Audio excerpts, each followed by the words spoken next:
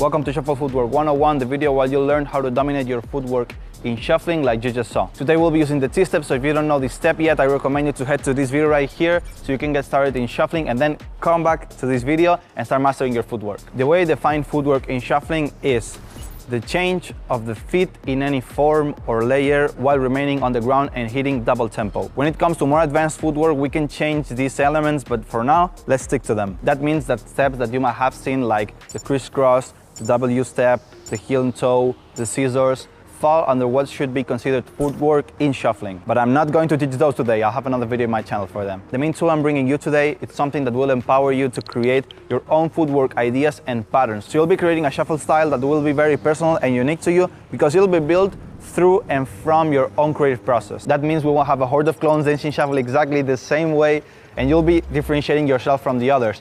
So that sounds good. So this tool mainly consists in chaining final positions from shuffle steps that we already know. So all the footwork positions we choose will already be part of our shuffling. Therefore, all the footwork we come up with will be very easy to throw in and blend with our shuffle. So now I'll be using the T-step only. As you already know, we can land in very different positions in the T-step, but I'm going to create this pattern with only 5 final positions. You'll know why 5 in just a moment, but as of right now, let's get started. So I'm going to do my 5 T-step positions. So I'm going to choose 1, 2, 3, 4, and 5. So those are my 5 T-step positions. So first one is here, the second one is here, the third one is here, more in the back, the fourth one it's here, and the fifth one it's here. You can choose the same pattern as I'm doing, or you can create your own right now. So you just do 5 different T-steps in 5 different positions each. And as I said before, footwork in shuffling is double tempo, so we need to be doing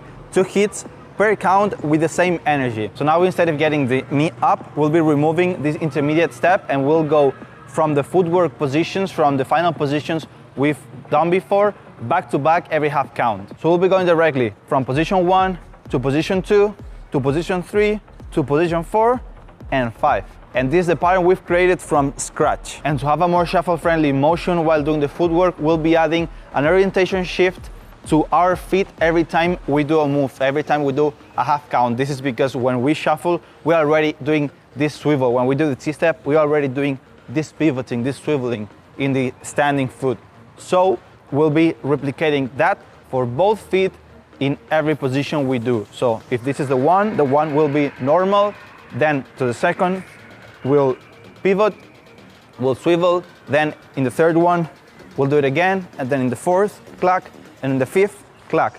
This way, you'll find that if you do this orientation shift, it'll be much easier for you to execute the footwork. But if you like the challenges, and if you want to keep it a little bit more difficult or do the pattern a little bit in a more different way, you can try to remain and keep the feet looking out. So it will be something like this. Let's go. 1, 2, 3, 4, 5. I haven't pivoted, but I got the footwork and the pattern anyways. But you'll see with the swivel, it's just a little bit easier to execute. It's more like shuffle friendly, it's like what I like to call it. So keep it in mind. You can do both ways, and both ways are correct. So how are we going to put it in our shuffle rounds? What we'll do is finish an 8 count, and after this 8 count, in the first count next, we're going to do our first footwork position, and we'll chain that, the 5 of them, every half count, and in the fourth count we'll be doing 1 and 2 and 3. Now we have the 5 counts, we're on the third count, and then in the fourth I'll finish with a regular T-step and 4.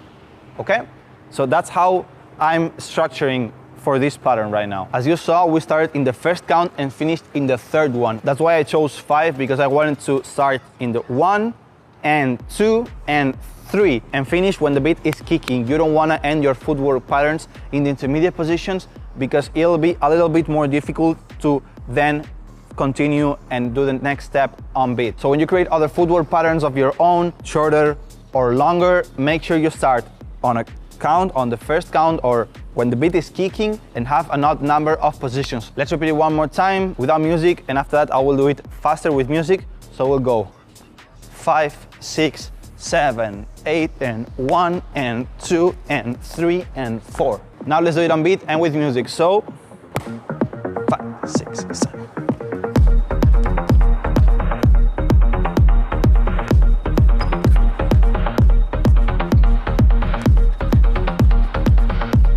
That's a tool that can be used with different positions of a same step, or even mixing different positions from different steps. There's no limits to your creativity. So just start trying and start figuring your own patterns out. Everything you saw in this video is a small part of a 2-hour online shuffle workshop I'll be teaching this next Sunday, September 25th. So if you're interested in mastering your footwork in shuffling, I encourage you to check this class out because I've prepared a lot of more exercises, more advanced tools to start being more creative and level up your footwork in shuffling. You can find this class clicking the link right here in the description below or in the first comment. And if you're late to the live class, no worries, because with the same link you'll be able to access the 2-hour recording, so you won't miss any of the information, exercises, tools, and everything I've prepared to level up your footwork. If it's the first time you're seeing one of my videos, my name is Marvik. I've been shuffling since 2014 and teaching it professionally since 2018. And this channel I cover many topics and teach a lot of different things about shuffling. So if you're into this, consider subscribing, because if you don't, your shuffling suddenly will start looking sloppy. You don't want that. I wouldn't want that. So it's up to you.